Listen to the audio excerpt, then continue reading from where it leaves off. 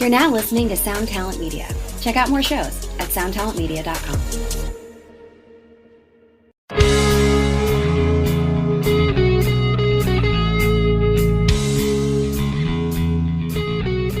Hey rockers, today's guest is my old pal Brendan Kelly, bassist and lead vocalist for the Chicago, Illinois punk rock band, the Lawrence Arms. Brendan and I break down the YMCA down the street from the clinic, taken from their 2014 Epitaph Records album, Metropole. We talk about the good old days when we first met back in the 90s, when he was the frontman for Chicago ska punk legend Slapstick, and how that band has spawned a number of other notable bands due to the immense talent that each of those band members possess. He takes me line by line through the song in a way no other guest has on the show so far. Just when I think I can't be any more intrigued by an artist's inspiration for a particular song, Brendan comes along and shatters that notion. What does the YMCA, a methadone clinic, Banksy, the Titanic, Vertigo, Flo Rida, and a mouthful of rotten teeth all have in common? Well, you're just going to have to stick around to find out. For all this and a whole bunch of other laughs, don't touch that dial. Hey, have you heard? Krista makes a podcast. Hey, have you heard? Krista makes a podcast. Hey, have you heard? Krista makes a podcast. Hey, have you heard? Krista makes a podcast. Brendan! Hi! We were just talking off audio here that we've known each other for almost 30 years, and that sounds ridiculous to say. Yeah, but the other day I was at my kid's baseball game, and this dad looks at me and goes, "Yeah, you're like my age. You're at 50, right?" I was like, "What?" You want to get punched in the face? I was like, "Oh, but I guess I'm 44. It's not like I'm like way off of being 50." It's just like it was just a little unnerving. I like it's my first mistaken for half a century years old. So no, it's great. Yeah, I want to give the listeners just a little bit of history here. So I've known Brendan since 1994. I talked about this on the episode with Dan Andriano. We had Dan on a couple months ago, and I was in Gainesville, Florida, and I got this cassette tape, this demo of this band called Slapstick, and I was just like, man, they're like less than Jake, but they're more punk. I like this better. I loved you guys. I thought it was awesome, and I'm like, who the hell are these guys? And back then you hope for a phone number and a cassette or a Yep. snail mail address, and somehow we got a hold of each other, and we ended up doing shows, and it's so funny. Less than Jake continued all these years. I'm still doing it. I can't imagine, though, and I've heard you talk about this in interviews, it's a little weird and strange for you guys to talk about that time, because that was what you guys kind of think is like, that's when we were kids. That was just our first band. But the impact that you guys had on the ska punk scene, I mean, you guys were as good or better than any of the bands that were doing it. And the talent that came out of that band, as I said in Dan's episode, Pete Anna on trombone ended up playing with Less Than Jake. You had, of course, Dan Andriano went on to Alkaline Trio. You have been, in a ton of different projects. You went to the Broadways, of course, Lawrence Arms, which we're going to be talking about a Lawrence Arms songs today. The Falcon, Brendan Kelly and the Wandering Birds. You've done solo stuff. Of course, in the Broadways, you also had Dan Hanaway, who played in Slapstick. So just a wealth of talent that came out of that band. And, I'm just, I'm super stoked that you're still out there doing it. well, man, first of all, thanks for having me, and thanks for the kind words. That's really nice. And gosh, the podcast must have really fallen off if you're to me now from Dan. I mean, Dan's famous, but no, and I got to stop you there. I had you on for a number of reasons, but one, you're one of the funniest sons of bitches I've ever met in this, ever met in general. If you haven't checked out Brendan's Twitter feed, I believe it's Nihilist Arby's is your handle.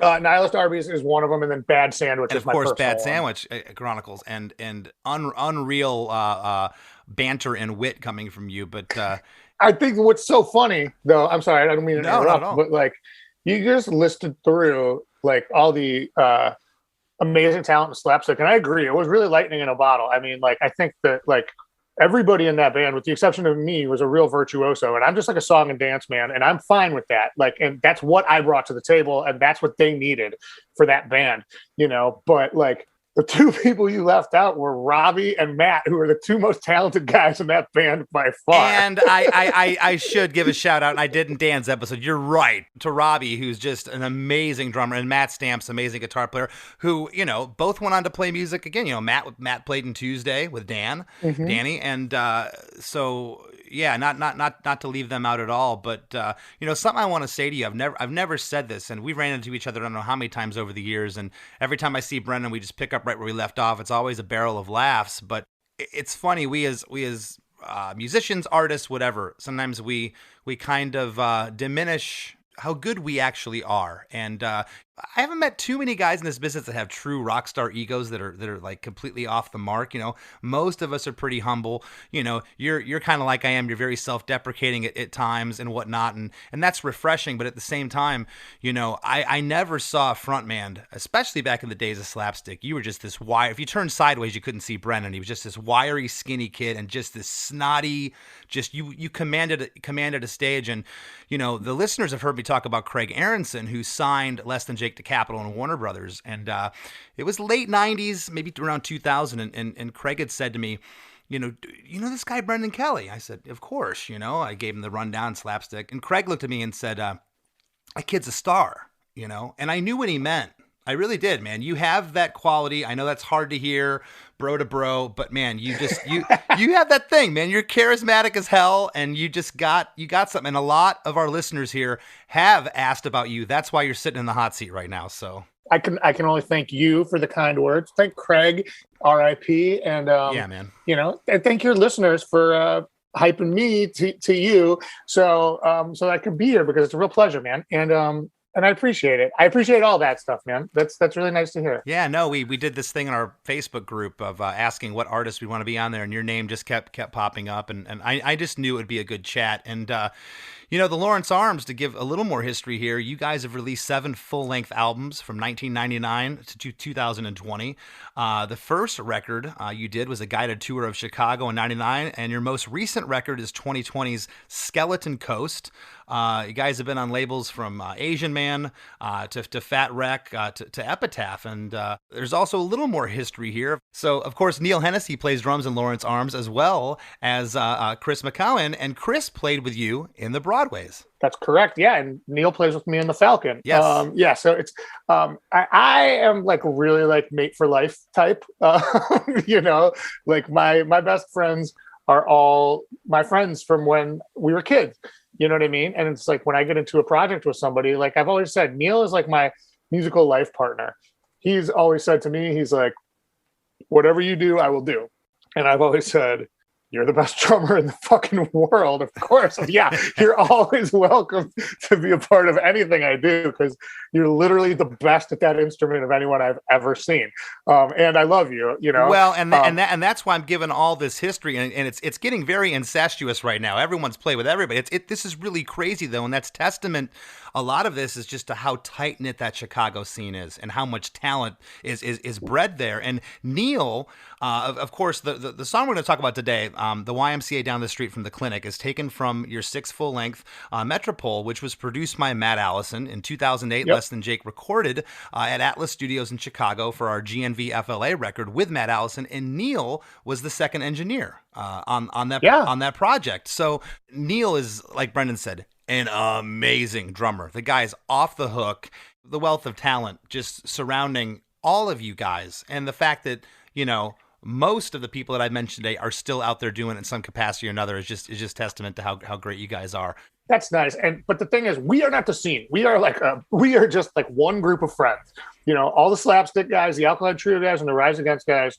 We are one very insular group of friends. Like there's a very like vast and righteous scene out there that was out there then, and then, you know, out there now, and it really had almost nothing to do with us, but we just happened to kind of come in and take over like Vikings or something like that. Yeah. But one of my favorite places, one of the first places to ever embrace my band out of Florida was Chicago. Just the scene there is always been killer. You can't even try to describe it to somebody like, what was it like back in the day? Where would you even begin to describe Chicago in the 90s? It was absolutely incredible. It was just a breathing machine of just fun and talent and everything else in between. This track, the YMCA Down the Street from the Clinic, we're going to jump in here. Do you remember where you were at when you wrote it? I've read some stuff online that you were in Italy when you wrote this track.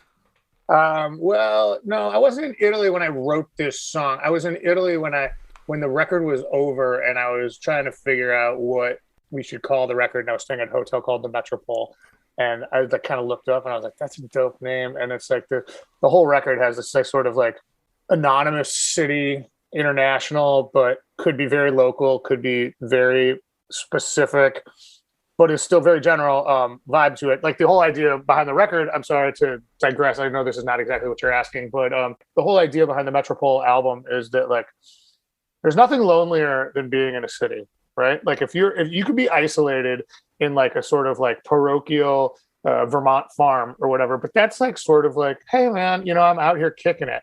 But if you're alone in a city, you're very alone because there's people everywhere and they're just not for you or you're not for them. Yeah, totally. And so that's sort of the vibe that the entire record sort of like works with. This song really, I think, sums up that notion. It's a song about isolation and loneliness. I mean, the whole record is about that. Yeah. But, I don't remember where I actually was when I wrote this song, but I'm almost positive I was at my house. And do you keep like journals that you write in and you use them, you pick them later for songs, or do you sit down and say, I got this title in my head and I'm going to write the song, and then you just put pen to paper? Well, no. So what I do is when I'm writing, I try to write every day a lot. I usually use journals. Sometimes lately I've been using a computer because I lost my fucking journal and it's driving me crazy. And I'm like, well, I can't do this on a fucking computer. This is not how I've done it for, I'm an old man, goddammit. I'm almost 50. You can't teach Brennan Kelly new tricks. No, that's absolutely true. Not the way it works. But so what I do is I wake up. Usually if I'm like writing for a record, I'll know what the project is. And I will wake up and I'll be like, all right, I'm writing a Lawrence Arms record. I'm writing a Falcon record. I'm writing a Wandering Birds record. I wake up before I even brush my teeth, 1 page of lyrics handwritten in a notebook, right? Go brush my teeth. I'll come back, another page of lyrics. And I'll do that probably over the course of the day. It becomes a little obsessive, like 10 times. And I'll have 10 pages by the end of the first day. And then at any point, I might pick up a guitar and try to play through all of them. But I have a notion. I was listening to this interview, and I think I remember it as being Billy Joe from Green Day, but I don't know who it actually was. And it was like, somebody was like, well, what about this song? Like, let's say it was When I Come Around. I don't know, I don't remember what the specifics were. And he's like, oh, you know what? That song just came out right away. Like, it was like, as soon as I started playing the guitar, I had the whole song written, Yeah. And I was like, man, that's the same thing that everybody says about their best songs. So fuck this. That's all I'm going to do. I'm just going to write so much that I get an album full of those songs. Yeah. That came out right away. That's a running theme on this podcast, man. Some of the biggest songs were written in 5 minutes. You're like, what? Yeah, but it's like I haven't spent more than 5 minutes on a song in 20 years. Mm-hmm. That's what I'm saying. Like it just like at a certain point, I was like, if those are the best songs, why would I work harder for something that's worse? It's just like throw it away. It's like when people are like, finish your plates. And somebody said to me one time, it's like, never tell your kid to finish their plate. That's like just telling them to throw away the food in their body instead of in the garbage. You're a garbage disposal. Yeah. So it's like if you got a song and you're like, oh God, how do I make this work? It's like, nope, crumple, next song, just start writing again. And anything that's in there that was good will be in your residual memory if you're worth a shit at all, and it'll come back. Yeah, I wish I had that tenacity. There's days that I don't want to write, and I try to force myself. There's days I don't want to pick up the guitar that day, and that's okay. But I wish I had a little bit more drive in that department, because I know that people that you don't really realize it, but you're working on your craft every day. Every time you write down something or type into the computer that you have to do now. But what I love about this song, and I want to jump into it, I love, and I've always loved your lyrics. And when I was researching this song, I looked at live performances, you acoustic, the full band live, of course the album track, and I started reading comments on YouTube and some other places. And this song in particular, a lot of your songs do, but this one hits people hard, man. Like they just relate to this one, and there's the poetry and the imagery that goes on in this tune. There's a lot of stuff here, and I'm really, really excited to jump into it. There's a 10-second intro. It's a pretty simple. Neil's just doing this kind of hi-hat thing, just a really killer, rich bass tone that you got, and there's this cool little guitar lead that's brought back later in the song, kind of as a running theme, and then the band jumps in, and there's just this guitar chord that rings out. Click on the link for the world's biggest dick. You can smell the rats dying as the ship starts to sink. Down beneath the pour are embraces and tears. Up against the bars, staring down their years. You told me to kiss you. I'm gonna jump in the lyrics here, and I'll do the first verse, and I'm gonna have you break it down. Break it down for us. You know what? I'm so excited to hear you read this opening line. Really. Well, you know what else is funny is that you don't know how many times, and it's weird now that I think about it. Now I'm in my head about it. How many times the guests have been like, "It's so weird to hear my lyrics read back to me," you know. So bear with me. Oh no. Yeah. I know. I just think specifically this particular opening line is really funny. Verse 3 has a line too, if you remember. It's going to be really funny to read. All right, here we go. Click on the link for the world's biggest dick. You can smell the rats are dying as the ship starts to sink. Down beneath, the poor are in bracers and tears. Up against the bar, staring down their years. You told me to kiss you because we were at the end, and I said I wouldn't miss you because, baby, I'd be dead. And that's the only way it seems that I could get away. Otherwise, I'm nothing without you, babe. And then you give out this little, oh. And before you break it down, I have just one little note here I want to talk about. I really love whatever, and I'm assuming Matt Allison mixed the record. Mm-hmm. Did he mix it? Okay. There's a really cool vocal treatment. It's like this slap delay that just is really cool. And there's also a twang in your voice in this song, almost like a little bit of a drawl. And when I wrote that down, I started thinking of this tune. The song kind of reminds me like it'd be in a bar scene of a spaghetti western. That's an awesome compliment. Yeah, there's something about this tune that just kind of gives me that feeling, but yet it's still, I wrote in the notes, it's still undeniably Chicago, man. I could just smell and feel the Chicago. So set up this first verse for us. What's going on here? Thematically, in a macro sense. First of all, I mean, like, this is just me essentially talking, like, with the way I sing this song. It's like my voice right now is like almost exactly the same. Click on the link, you know, it's like exactly. Kind of, but you got a swagger in this one, man. Like I said, it's got that a little bit of, I don't want to say Southern drawl. It's got something going on here. Yeah, but so anyway, the idea is like sort of careening towards oblivion a little bit, right? So click on the link for the world's biggest dick is sort of obviously we've all gotten these emails about like either enlarging your penis or seeing large penises or whatever, you know, penis. Here's like some like, you know, Russian bot farm trying to get you to click on something. And so it's just sort of a metaphor for disaster, right? At first. That's hilarious because I took that first line as click on the link for you're the world's biggest dick. Click on the link for me. Here I am. And now I get it. That's hilarious. Yeah, no, it's much stupider than that. Yeah, that's great. And then you could smell their. This is okay. This is a dirty little secret, Chris. I don't really like to talk about this very much, but the rest of this verse is pretty much about the movie Titanic. Because that is the metaphor for man's hubris getting the best of them. Yeah. Right. It's like, I wanted to start it out with like internet culture at large. You can smell the rats dying as the ship starts to sink. Down beneath, the poor are embraces and tears. And you misread it. It's up against the bars. Remember, they lock the people in the lower levels down beneath in order so they don't get to the lifeboats before the rich people. So those they're kinds up against of bars. The bars, yeah, staring down their years, right? Like looking like their life flashes. Yeah, that's cool. Right? You know, And it's like, and that was the first thing is like, you saw the rats like trying to run overboard. And that was when they were like, Yeah. yo, I mean, I don't know. This is more from history books than from the fucking movie. So I apologize if I'm not like nailing James Cameron's vision of it, but I seem to recall that his movie was really good. But, and then You Told Me to Kiss You Because We Were at the End is obviously like, that is from the movie Titanic. Yeah. like, and then I Said I Wouldn't Miss You Because Baby I'd Be Dead is like my own like nihilist quality. That like me coming into the movie all of a sudden and being like, nah, bitch, I'm I'm just gonna die. It's fine. and then, because that's the only way this won't break my heart. You know, like if you don't live, if I fucking survive and I don't never see you again, like I have to be dead because I'm nothing without you. Man, you're kind of blowing me away right now because I would have never taken that away from this. Number one. Number two.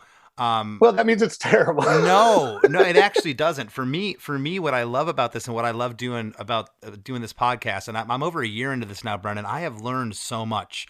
And not from an envious or jealous point, but I admire someone that can write from that, like how you put those two worlds together and you wrote something as cool as this, man. It's awesome. It's really inspiring to me. I love songwriting, and just to hear that you were able to, go from this internet thing, to click on the link to, yeah, but it's kind of about Titanic, but then I put my own nihilist spin on it, and how that all came together is really cool. Oh, thanks, man. Yeah, I mean, I'm really proud of this song. It's funny because I didn't want to put it on the record, and we were with my photographer to the stars, Ben Peter, and he was staying at my house, and I was playing him the record, and then like there was another song slotted into this space.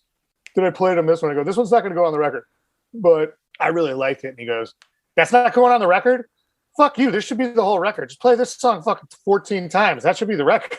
Well, and I'm glad you said something because it reminded me. So did you know when this song was like finished and you did it, and even like, your buddy telling you like this song should be on the record, did you think there was something special here? And did you know that it was going to resonate and become such a fan favorite? This is one of your most popular songs. And the reason I asked that, this song was buried track 9 on the record. Typically you don't put the hit that late on the track listing. Well, first of all, Chris, I know that you know what I'm talking about when I say I don't believe that Spotify numbers are even remotely accurate. Mm-hmm. Like, I mean, I'm sure that those songs have the right number of plays, but there's other songs that have more plays that are like not displayed up in like your top 5 or whatever. Yeah. Like, it's just like I know what happens when we play certain songs live, and it's like, it's a lot more than when we play our top 5 songs on Spotify live, you know? And so I think there's a bit of some fucking, some shoe shine sales going on there with that, whatever. Well, and I'm also basing this off not just those numbers or YouTube plays, but I'm basing it off of when I go and I do check out a number of live videos, and because a lot of times I notice the artist will do the song live in a different key or something, and I always like to pick up on that and ask. And I'm just going by audience reaction when you guys play. Yeah, this one. Okay, so it's amazing. Yeah. That being said, this one is, I would say it's like a real phenomenon within our work in terms of like, it's the Lawrence Arms of the Lawrence Arms. Like, there's no reason that it should have worked out, and it became incredibly popular. That makes it exact sense. And something I want to talk about before we go any further, there's 3 verses in this song. All 3 verses all start out with just a guitar chord. And then on the 3rd line, the guitar chord happens again, but there's this cool arpeggio part. Miss you, 'cause baby, I'd be dead.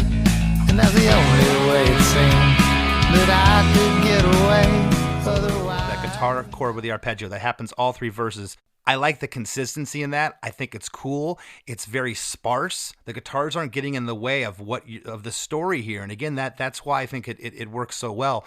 I noticed that there's only one harmony in this verse, and it's more of a like an octave thing. It's not so much a harmony, just on staring down their years. Do you remember if Matt Allison pushed you to do that, and the guys in the band did that? And is that you backing yourself up, or is that Neil or Chris? That's Chris, and it's funny because I always want Chris to sing pretty much every word with me. That's what I love the most, is like singing and sort of unison or harmony, whatever it is. There's a little bit of both going on. Like he's like unison at points, but there is little harmonies. It's cool. You know, he's been pulling away from doing that. And in this song particularly, this is one of a couple of songs on the Metropole album where we kind of do employ that like spaghetti Western kind of feel to this. And that was like kind of conscious, but it kind of also just happened organically. And what was interesting was because Chris has got like the prettier voice and I've got like the, I don't know, disgusting voice or whatever. The raspier voice. Yeah, we've always, whenever we've done like sort of duet covers or something like that, it's like I've always sung the low parts and he sung the high parts. And then we realized, oh no, Chris's voice is the low one and I'm the one who hits the super high notes. Yeah. You know, and it took us this long. It took us 20 years into the band to figure that out. And so when he was like, when he was doing that line specifically goes, dude, I'm going to go for this. And I think I'm going to go below you. And I was like, oh yeah, that makes fucking perfect sense. I mean, like I'm too stupid to like come up with anything on my own. But like, as soon as he said it, I was like, oh, right. Yes. No, I love it. And I want to backtrack and say that there is one more line. The last line is, otherwise I'm nothing without you, babe. Chris is singing there with you. I could get away, otherwise I'm nothing without you, babe. Oh. And then you do this kind of, oh. And was that O thing always there, or was that just something you were scatting, we call it in the studio, and it just happened? But it happens other places in the song, and I love it because it makes it feel like you're just talking, Matt. Like you said, you're almost talking the song, like it's a matter of like, oh. So that is sort of a thing of mine, like on multiple records for a long, like since I would say Greatest Story Ever Told, Oh Calcutta, Blood, Sweat and Tears, and then Metropole and Skeleton Coast. That's like sort of like a signature thing that I do. But in this song, it really works because it just lends something to this vocal and to this lyric. I don't know. It feels like your storytelling is like, oh, yeah, and I'm going to go on to the next thing I'm talking about. It's cool. We're already at this point at the 47-second mark, and we haven't hit a chorus. A lot of songs, you'll already hit a chorus at this point in the song. There's a musical break for 10 seconds, and then the full band is following the same verse progression, and it has that same guitar. The third line has the guitar arpeggio thing. I'm going to read these lyrics out, and then I'm going to have you break these down. I got a bad, sick stink, and I'm bathing in the sink at the YMCA down the street from the clinic. And there's a sad old man with a sad, saggy ass, just crying under the electric dryer for your hands. And he's wet and he's dying, and the spiders on his nose seem to indicate that he's been keeping warm out in the cold. And he's a lot like me, I guess, but we're somehow not the same. They say you really die the last time anybody says your name. Oh. And a couple things before you break this one down. The second line, at the YMCA down the street from the clinic, that's the title of the song. And I'm going to ask you why in a second. There's harmonies on that line. There's harmonies on Electric Dryer for your hands. And he's a lot like me, I guess. And they say you really die the last time anybody says your name. So the song's building here. There's some more second vocals that are coming in there. I got a bad sick stink, and I'm bathing in the sink at the YMCA down the street from the clinic. And there's a sad old man, just sad, saggy ass, just crying under the electric dryer for your hands. And he's wet, and he's dying, and the spiders on his nose seem to indicate that he's been keeping warm out in the cold. And he's a lot like me, I guess. We're somehow not the same. They say you really died the last time anybody says your name. Why that one line? Was that always the title of the song, or you named the song that after you wrote it? I named the song after I wrote it, and cool. When that line came out, you know, of me, I guess, I think the thought was, oh, people will pay attention to this song if that's the name of it. You know, I mean, like it's that or click on the link for the world's biggest dick, you know, but I mean, like what's that's what it was called like, in Japan. Yeah, you're right. It's like each week on the One Hit Thunder podcast, we welcome a special guest to come take a deep dive into a one-hit wonder artist with us. And together, we decide if that artist brought the one-hit thunder or was nothing more than a one-hit blunder. You can find One Hit Thunder anywhere that you listen to podcasts, so hit that subscribe button and join in on the fun each week.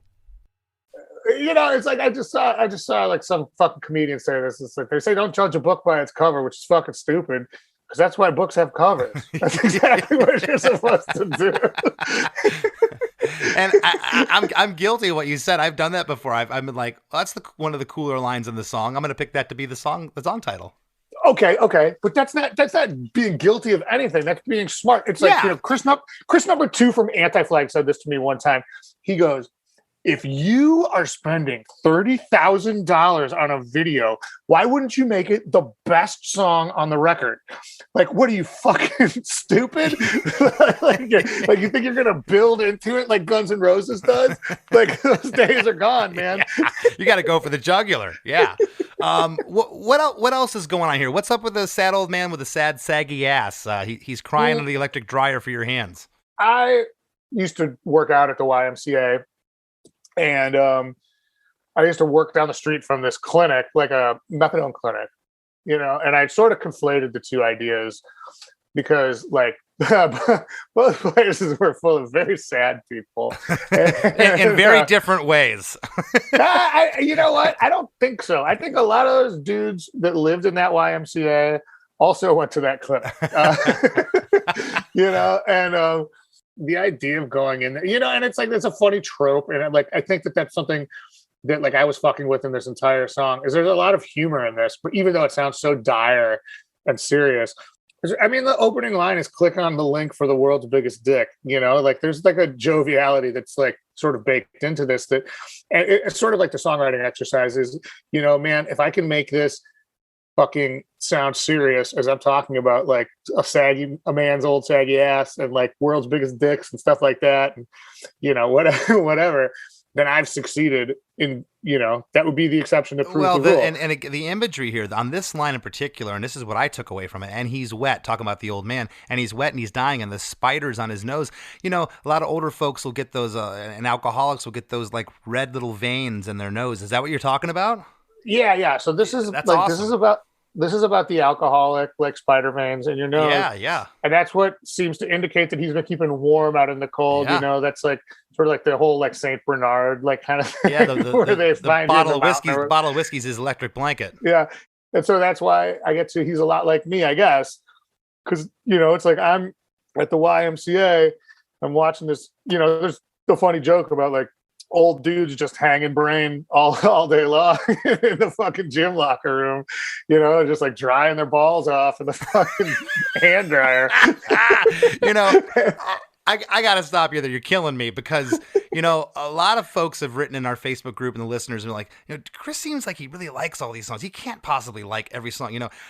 I really like this song, but I like it even more now. And that's happened with so many tracks that I have had in the show because I'm really learning about it. And like, it's so, I really thought this song was more serious. And I think it hits people. And knowing you're goofball. Like I've known you forever, but there's an undertone here of that seriousness in your voice, the way the song is delivered, and it hits people. And now hearing about some of these lines and hearing you explain them, it's hilarious. But real quick before we move on, do you remember if Matt or any of the guys in the band, like, was this song pretty much arrangement wise how you had it laid out, or was there any changes going on up to this point? Or no, this is how me and Chris and Neil, like we arrange songs as a trio. Okay. Great. And it always has been like that. And it's very much like being like on a movie set. And it's like, well, you're the gaffer, so I trust you with the lights. You're the best boy. I trust you with the electricity. Yeah,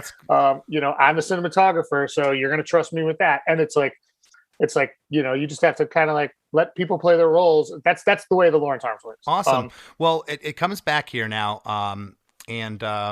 Is the intro of the song comes back in with that haunting like guitar lead, and you missed the whole thing though, the Banksy quote at the end. That they say you really die the last time anybody says your name. That part. Yeah, that's Banksy. Okay, I didn't know that. Yeah, they say he said you die once when you die, and the second time you die for real is the last time anybody says your name. And was like, that's just so fucking haunting.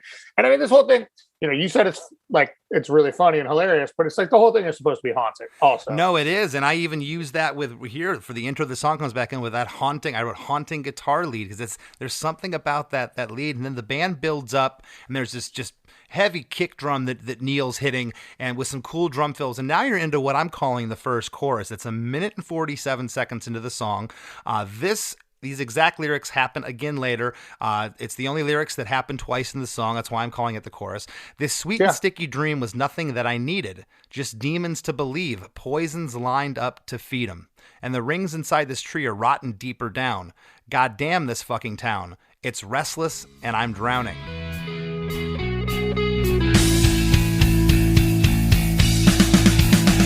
This sweet and sticky dream was nothing that I needed. Just demons to believe, poisons lined up to feed 'em, and the rings inside this tree are rotten deeper down.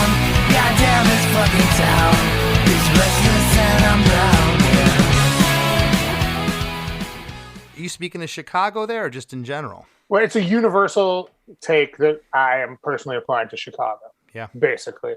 You know, sweet and sticky dream is nothing that I needed. I mean, that's liquor, basically. Yeah. You know, and just like the sort of like fugue state that you go through is like some sort of drunk. Demons to believe, that's your friends or your own demons in your head. And the poisons lined up to feed them is, you know, this is just like a expansion on that first line theme. But the rings inside this tree are rotten deeper down. That is a Vertigo reference. When you remember in Vertigo, when they're looking at the gigantic redwood that's cut sideways, and she's like, "Here I was born, and here I died," you know, and it was all the rings of the tree in there. Somewhere in here I was born, and there I died. It was only a moment for you. You took no notice. And you know, and they had like kind of like little sticky notes on the tree, and it was like, you know, the fall of the Roman Empire and shit like that. That was like, and it was just like to give this like expansive, crazy, a really concise view of your tiny, minuscule place in the universe or whatever. Even on Earth, you know, even in our timeline, even in the timeline of trees that are still alive now, you know, and it's just like the idea that I was like, the rings inside this tree are rotten deeper down. Like, yeah, if you cut me in half, it just gets worse, man. It's not good now. And then the funny thing is, Chris wrote a fucking song about that same scene in Vertigo for this record. No kidding. Like, nah, man. This is really cool that you're going this deep in talking about all this, because, you know, I seem to write very linear when I'm writing lyrics. Like, this is what the song's about, and we've went off on some tangents here. This song's about a bunch of different things that influenced you, and it all came together as one song. And it's very intriguing to me. It's very cool. We're at the 2 minutes and 5 second mark now in the tune. There's like a guitar solo, a guitar lead here for like 8 seconds up to the 2:13 mark. And now we're into verse 3. I got these black rotten teeth cracking off in bloody beef. And I haven't seen the dentist in at least 6,000 weeks. And I'm high on this TV and these whiskeys and these dreams that I wouldn't dare to follow because I couldn't dare succeed. So I write down shitty words. So I sit in titty bars. So I text and tweet and look at nudes and beat off in the dark. Back when I was just a boy, these were okay ways to go. But baby, I got old. And somewhere I ditched my soul. Oh. And harmonies, double vocals on Because I Couldn't Dare Succeed. So I text and tweet and look at nudes and beat off in the dark. But baby, I got old. I made Chris sing that one. Yeah. Here, sing this one. Dare to follow, 'cause I couldn't dare succeed. So I write down shitty words. So I sit in titty bars. So I text and tweet and look at nudes and beat off in the dark. Back when I was just... That was the line I thought you were just going to talk about in the song that you thought it'd be funny for me to read. But I mean, it's fun. It's funny for you to read that too. But. Yeah, no. And then and Somewhere I Ditched My Soul, there's a double vocal on that. Again, this particular verse, what I do like about it is it's the same musically and the same feel as the other two. The music is almost secondary here to the storytelling that's going on. A lot of times it's the opposite. A lot of times it's a musical thing. It doesn't matter what the lyrics are about. It doesn't matter so much the melody. Here it's the complete opposite. This is a story that you're telling. And by this point in it, like, I'm reading it going, I need to talk to you now and find out what the hell is going on here. So set this one up. Okay, well, the general thing here is that, like, I kind of thought that, it would start with, you click on the link for the world's biggest dick, and then we'll go into the sad old man with the sad, saggy ass, and you kind of like slowly heat up the pot for the lobster, you know what I mean? Without people noticing it. It's like it gets a little bit sadder and a little bit more dire. And then this verse, the idea was like, it's going to sound funny, but by now, nothing about this is funny at all. you know what I mean? Yeah. This was fun for a while. And it's like, but these are like the technically funniest lyrics. But it's like, after you've listened to the first two verses, you go, oh, I don't think I can laugh at this. This is really depressing. He means it. So I got the Black Rotten Teeth cracking off in Bloody Beef. That is 100% designed to just make you so uncomfortable. Yeah. Because it's just such a disturbing fucking image. Bloody Beef is your awful gum line. Yeah. Yeah. And I haven't seen the dentist in at least 6,000 weeks. I kind of regret the choice of 6,000 because I feel like that's like 600 years. Yeah, something like that. But that means that gum line's looking rough, brother. I was doing my math pretty fucking fast and loose because I write pretty. This song's got to take 5 minutes, Chris. We already talked about it. I know. so that's how it happened. And then out high on these TVs and these whiskeys and these dreams that I couldn't dare to follow because I wouldn't dare to follow because I couldn't dare to follow because I wouldn't dare succeed, is like, that's the fucking main line of this song, right? Like that's the line that where I think if I'm listening to it as a, consumer of the song, I'm going, fuck, I gotta go back to college. Well, something after that line, I'll have you set the rest of this up for us, but I really like, and I found interesting, that next line that comes, it's the guitar chord without the arpeggio. It's just the chord, but it sounds like there's a tremolo on that one. Back when I was just a boy, we were okay ways to go, but maybe I got old, somewhere I ditched my soul. Almost like a whammy bar tremolo thing. Was that? Do you remember if that was done on purpose? It's really cool. No, I don't remember like a super hyper conscious effort to do anything like that. Maybe that's just the way Chris played it. Just happened that way. Well, Chris is also like, like Chris and I are both like very lyrically focused when it comes to like how we play for each other. Like I play my bass to his vocals. He plays his guitar to my vocals, and we've been best friends since we were 10. We're both 44, so it's like there's a certain point where it's like, yeah, no shit, you're doing that, right? Yeah. Okay, boom. You're finishing each other's sentences. Yeah. Yeah. Me and Chris used to do that bit all the time.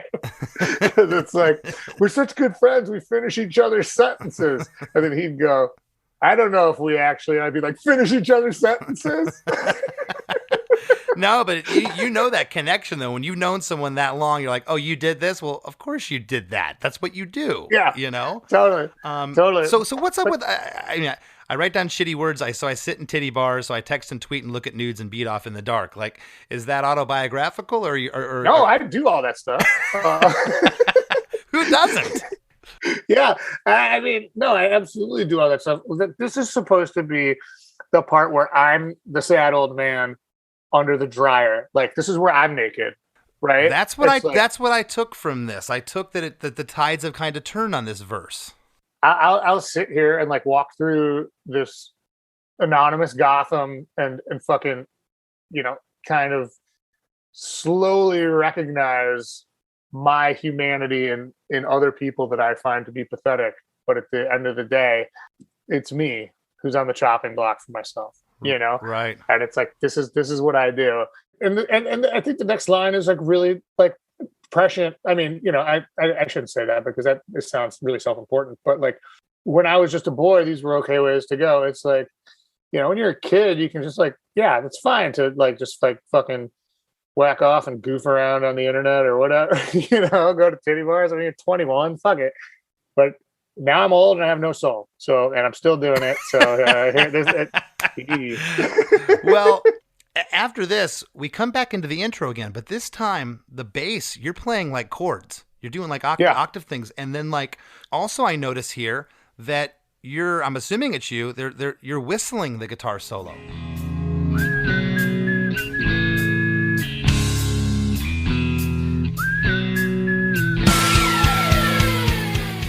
The guitar riff, I say solo, the guitar riff at the top and earlier in the song, the lick, you're whistling. And I noticed when you play the song acoustic that you whistle that part. That's why I was pretty sure it was you doing here. That's how it was written. Why the whistle here and not the guitar lick there that time? It was written as a whistle. And I was just like, this whole song was inspired by the song Whistle by Flo Rida. You just put your lips together and you come real close. Can you blow my whistle, baby? Whistle, baby. Here we go. Whistle, baby. Whistle, baby. Whistle, baby. Whistle, baby. As if your explanation of this song couldn't get any weirder. Now we're talking about Flo Rida. Yeah, well, you know. This is killing me. This is great. Hey, this is why you're famous, and I fucking write a blog for a living. Just because I get recognized at Target twice every year doesn't mean I'm famous. But yeah. So this was inspired by that Flo Rida song, and so when I wrote it, that whistle part was what you've referred to as the haunting guitar part every time. Yeah. And then there's a point. I mean, I remember the first time I played this before I even knew if I wanted it to be a Lawrence Armstrong, because it's a little bit weird for a Lawrence Armstrong, but where people were like, when you started playing this and you started whistling, I was like, fuck this. And by the end, I was like, I love that song. So that's really nice. You know, people were. Isn't it weird how sometimes a hook's so annoying that eventually you love it? And you don't know why. That's cool. So it was just my theory that the heart of the song was the whistle. Like that's what made me want to write the song, was the whistle from the song Whistle from Flo Rida. Yeah. And I feel like if this song is like a delve down into the deepest depths of the psyche of whoever the narrator is, who's probably mostly me, when it gets to the bottom, that's when the whistle should happen, because you can't even get a guitar. Well, this is happening, and then there's a band build-up again, and it's that kick drum that's coming in with the cool fills, and then something that happens here that just kind of lifts this second chorus. It starts out in the left speaker. There's a pick slide, and then there's a pick slide on the right speaker, and then boom. Oh, yeah.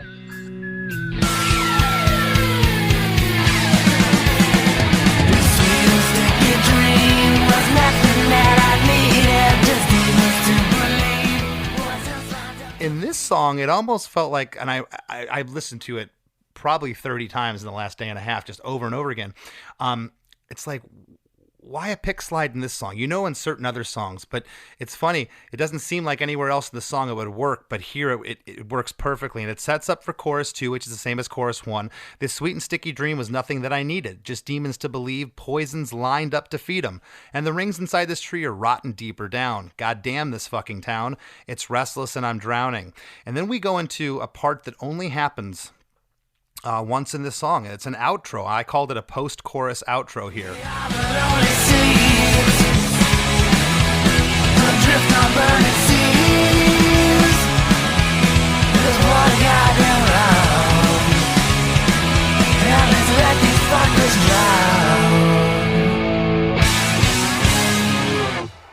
And I love this part. I love it because it it is a departure, and it almost feels like there should be something after this, but you end the song with this. You don't end it on the chorus. There's no real chorus. I mean, what I'm calling the chorus happens twice, but this is a story, this whole song. There's not one part that's like, if anything, the verses are the main thing because they happen 3 times, but this part is, we are the lonely seeds, adrift on burning seas. And man, you do something here on seas. You go, seas, you hold out the E's at the end. And just the way that you sing it, it's just you have a really cool inflection there. Just pour the goddamn round and let's let these fuckers down. Drown. Excuse me, let these fuckers drown. That's a pretty depressing way to end the tune. I mean...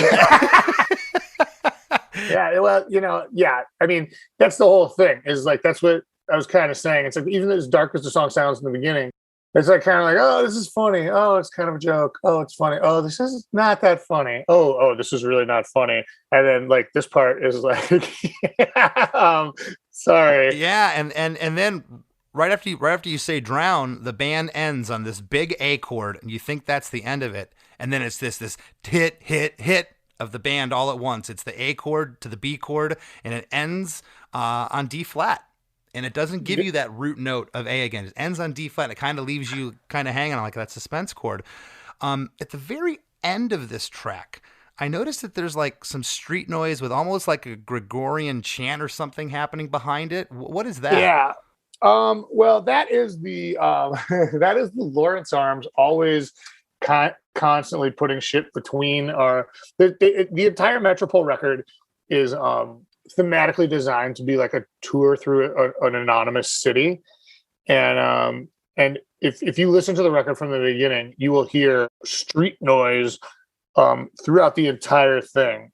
Like a lot of it I recorded in Italy, like street musicians playing stuff, and some of it was me and Chris in Vegas walking around. And some of it is stuff that we constructed in the studio in order to like complete the sort of like the landscape that we were trying to convey. The Gregorian chant, that's us. It is doing. Oh, okay. Yeah, cool. The chant is us. The ambient noise is something from Vegas.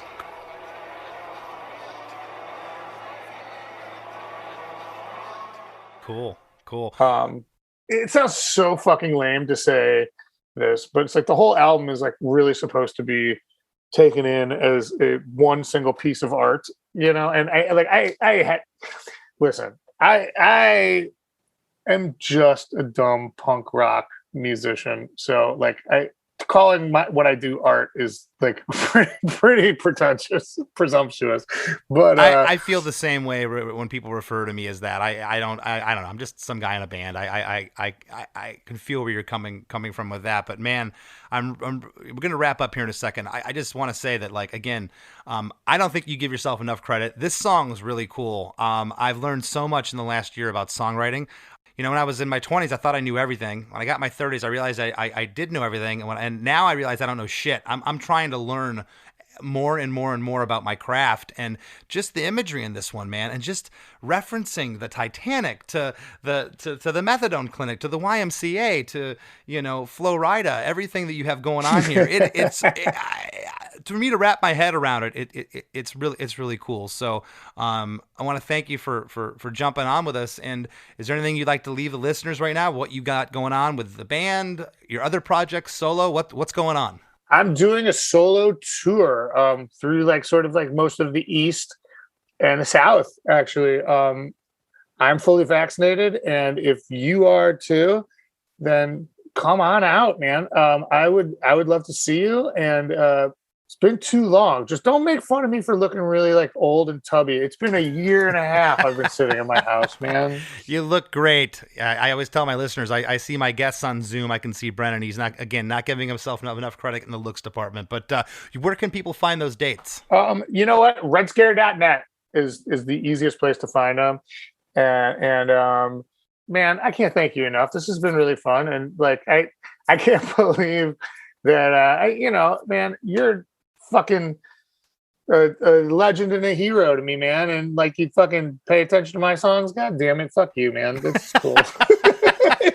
And back at you, because I told you how I felt about you through the whole thing. I love you. You know that. And I wish you nothing but the best. And I'm going to check out your tour dates. If you're near me, I'm going to come see you. If you don't, I'm going to come cough in your You're going to send, cough on you. You're going to send the old man with the saggy ass after me. Yeah, that's right. That's me. And it's you. All right, buddy. Thanks. Thanks, Chris. The number you have reached is 100.7 WMMS. It wasn't just a radio station, it was a lifestyle. Cleveland is a rock and roll city for sure. Get down! The Wrath of the Buzzard. WMMS. Cleveland. The rise and fall of one of the most iconic radio stations in America. Profiles, The Wrath of the Buzzard. PROH Files. Subscribe now wherever you get podcasts. As we near the end of the show, here's a band you might not know. Welcome to this week's Band You Might Not Know. If you'd like your band to be considered for Chris DeMakes a Podcast, all you have to do is submit your song via MP3 only and your bio to bandyoumightnotknow@gmail.com. This week's featured band is Tabernak, spelled Tabarnak. You can find all their music on the streaming services. Here's a snippet of their song, Hutve Pahit.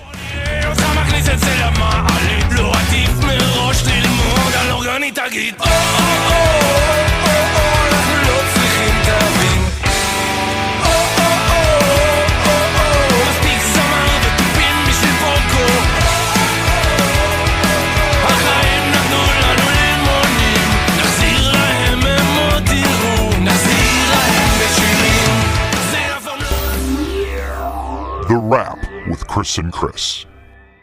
So while we were recording this one and I was over here taking my notes while you and Brendan had your conversation, I probably laughed the entire time. I've never met the guy before, but he's super cool and personable. And just listening to you guys talk, it made me feel like I was friends with him. And I feel like a lot of people that listen to this episode are going to feel that same way because he's pretty hilarious. He is too funny. He's always been that way. He's witty.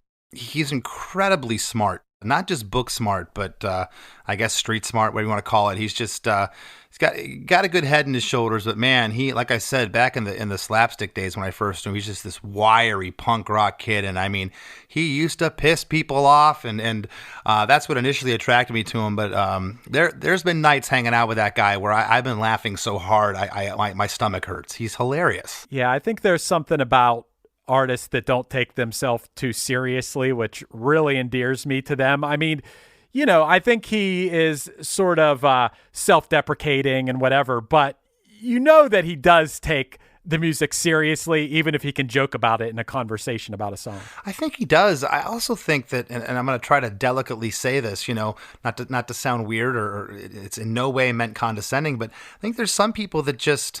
and he doesn't necessarily like the term, he said it himself, their art is for them, their music is for them, and you know, to take it any further on a commercial level or be any bigger of a band than Lawrence Arms already is, I don't think that was ever what Brennan really wanted. I certainly think that they could have been more popular, like Craig Aronson said. The guy was a star. There's something about him that's just you know, that people gravitate towards him, but he's always kind of seemed like, you know, he's kind of wanted to be off the grid a little bit, which I respect too.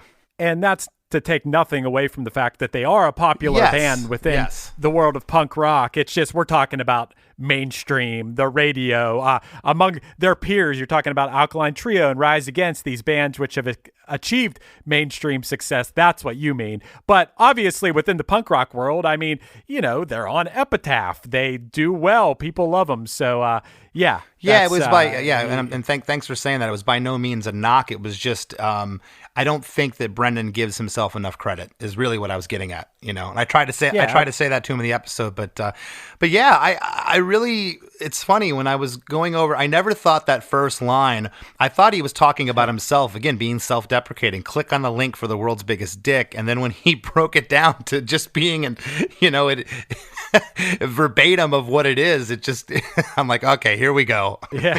Well, that was one of my notes about this episode, man, is the first line of the song grabs you and it makes you pay attention.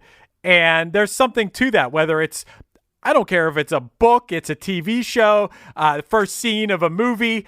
When something grabs you like that and makes you pay attention, you're way more likely to pay attention to the rest of the song because you're hooked, And I think that's a good quality in a song. Absolutely, yeah. And as we got further into the tune, just all the different references of what he was talking about. Like I said, my head doesn't work like that. And it's kind of like a songwriting exercise of where, one of these days I want to go, okay, I want to take 5 completely different experiences from one another, completely opposite of something that happened to me in London one time and something that happened in California and maybe this quote from a movie I like, and try to write a song. It's a really interesting way to approach songwriting. Within the conversation about this one song, there were references made to Titanic, Banksy, Vertigo, what else? Flo Rida, the Rida. YMCA, the Methadone Clinic. His dental, his teeth, everything you can imagine within one song. Yeah, you don't hear about that very often. Usually, like you said about your own personal songwriting, things are a little more linear. Yeah, you come up with an idea for a song, you write about that experience. And I know not everybody writes like that. There's different things, but this song was really, and I don't say this in a bad light, it was just really all over the place with all the different references. It's just it's just crazy. But I also, there's sometimes I'll write things in my notes and or I'll think something to say and I go, I don't know if I want to say that. And I felt that I could, knowing Brennan so long. And he's like, wow. And he completely agreed when I said that, his voice has kind of like this southern drawl, like the thing to it. And I said, this song just reminds me of like a bar scene in a spaghetti Western. And he laughed and he got it because, I don't know. It's just got that thing. And the music in this one, not that the parts aren't cool and the musicianship isn't cool. All the parts the pieces are there musically, but really this is all about the story and the imagery. For sure. And it's interesting how within lyrics, you can see how a person's brain works. You can get into their psyche. And I feel like this song's a real window into Brendan Kelly's brain. Yeah. And he's always been that way. Like I said, he's always been, he's incredibly witty. I've always kind of prided myself on being quick-witted and in the moment and funny, but he outwits me. The guy's quick and he's just... He's got that it factor, something about Brennan. He's always had it.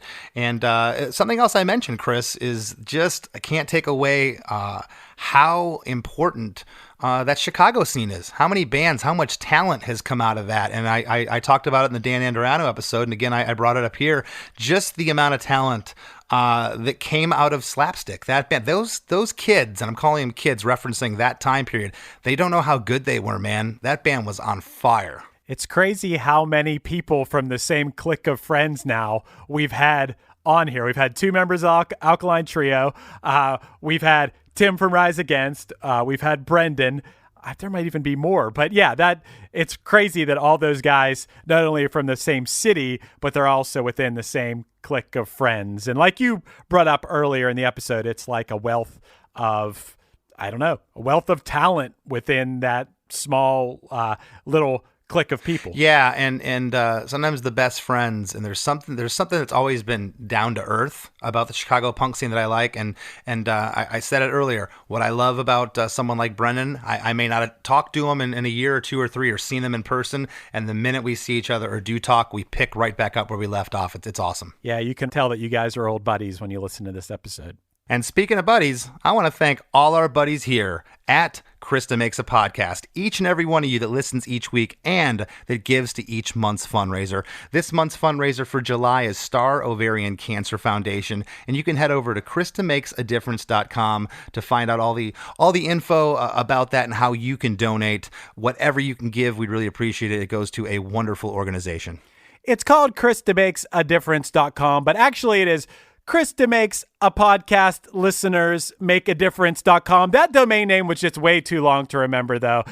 When we say Chris DeMakes a difference.com, we mean everyone listening who chips in.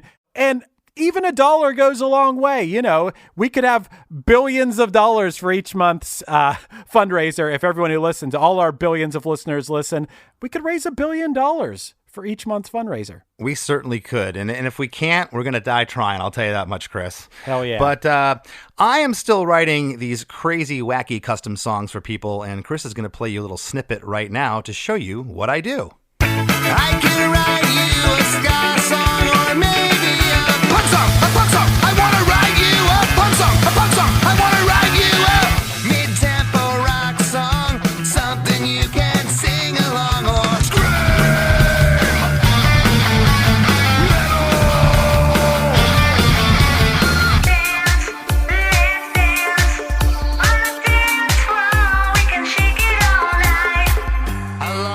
job, my tractor died. My wife took off with another man. Guess who back with the postmodern rap?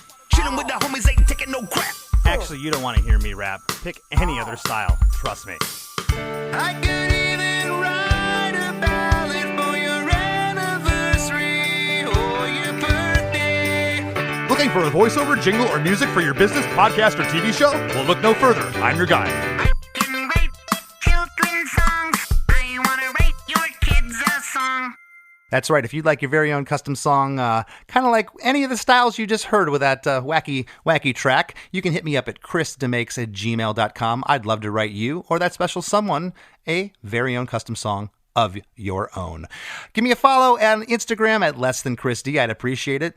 And don't forget our supporting cast VIP program. You can find that at chrisdemakes.com. And you can find all kinds of goodies over there. We do the after party episodes, Chris and I, as well as we have a merchandise store with a killer pullover and a great t-shirt that are very comfortable. I can attest. I love that you keep calling it a pullover even though it's a zip up. Did I say pullover again? Yeah, you did say pullover. It's a zip up. I hate pullovers. I don't even wear those dang things. Yeah, it's annoying pulling that up over your head. Yeah, it's zip up. It's zip up. So you can do that halfway where you just have it zipped open, so you're warm, but you're still letting a little air in. I'm gonna make you a promise, all our listeners. We will never have a pullover. They will all be zip ups. I will never say pullover again. Okay. All right? Yeah, for sure. Yeah, but if you supporting cast, chrisdemakes.com, you know the deal. It helps us out a lot, and you get extra episodes, and helps us continue making this podcast that you've grown to love. That's right. And want to thank this week's guest, Mr. Brendan Kelly, a dear old crazy friend of mine from the Lawrence Arms, for sitting in with us, and we'll see you next week. Mad Magazine. Advertising mascots. B-movie posters. And cartoons. Oh yeah, can't forget cartoons.